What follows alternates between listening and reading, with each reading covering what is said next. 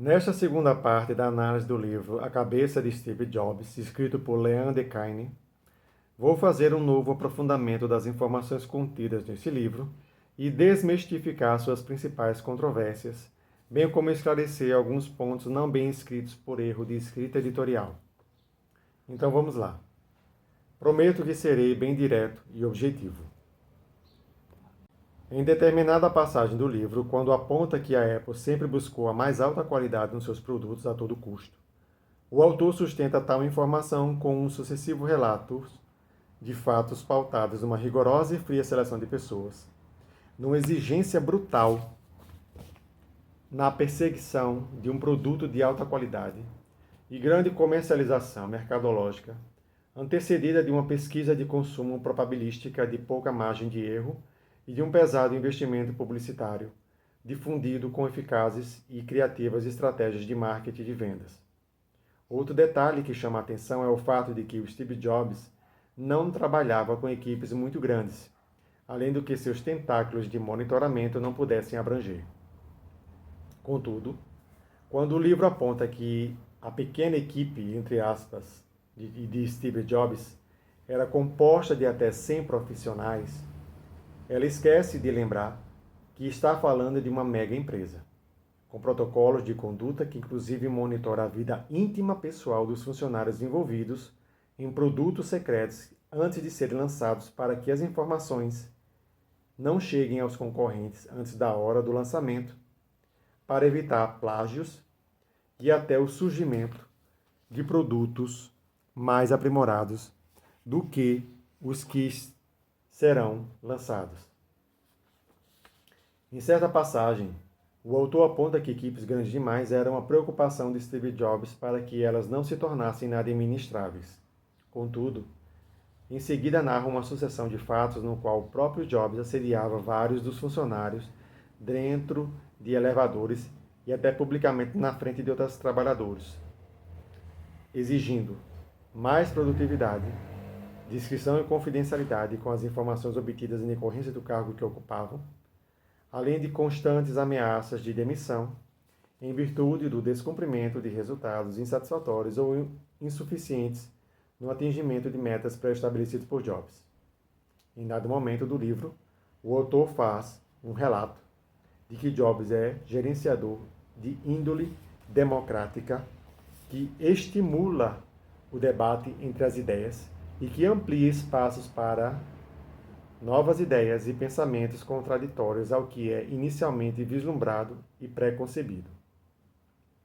Por outro lado, o próprio autor já havia constatado no início, e isso já foi discutido na primeira parte da análise crítica do conteúdo deste livro, de que Jobs não tem formação acadêmica nas ciências computacionais e nem da engenharia eletrônica, e, por consequência, uma visão paupérrima dos termos que o fariam ter capacidade de discutir com profissionais da área. Logo, ele age como um árbitro pondo os intelectuais para digladiar seus conhecimentos, atuando como um apurador do denominador comum daquilo que é debatido entre eles. Aliás, o livro não explicita quem toma a decisão final daquilo que será produzido pela Apple, deixando a entender que as regras do jogo produtivo da empresa é pautado no método experimental de erro e acerto, do que de um planejamento pré-ordenado e comedido do que será produzido. Inclusive, o autor aponta que um dos maiores desafios de Jobs consistia na criação inovadora de produtos com o menor gasto de recursos e de tempo possível para criá-los, dando ao entender que a corrida não é apenas contra o tempo, mas o caminho precisa ser percorrido pelo menor custo financeiro possível. Neste ponto, o autor não esclarece os métodos adotados por Steve Jobs para alcançar tal proeza. Ou seja, não é discutido se ele corta gastos com a aquisição de matéria-prima, se há reaproveitamento ou reciclagem de matérias usadas, redução ou congelamento de salários dos funcionários, realocação de recursos de um projeto para outro, dentre outros métodos. Neste momento, é imprescindível informar que um livro bem escrito não pode deixar lacunas informativas que frustre a expectativa de um leitor atento, reflexivo, que se predispõe a ler sua obra. É por vícios de elaboração de obras editoriais como este que um revisor de conteúdo é importante para prestar um serviço de excelência literária. Uma obra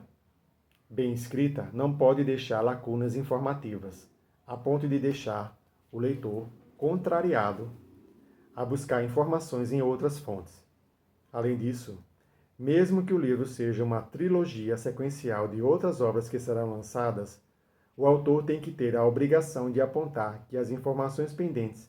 não reveladas no conteúdo atual, serão expostos na obra consecutiva. Não se trata apenas de um mero marketing editorial, mas de uma redação literária que visa cativar o leitor e lhe assegurar que todas as suas dúvidas serão sanadas e que nenhuma informação relevante deixará de ser fornecida. Na parte 3 dessa análise, aprofundarei a apuração de outros pontos relevantes expostos nesta obra para uma discussão mais detalhada. Não perca e até o próximo vídeo.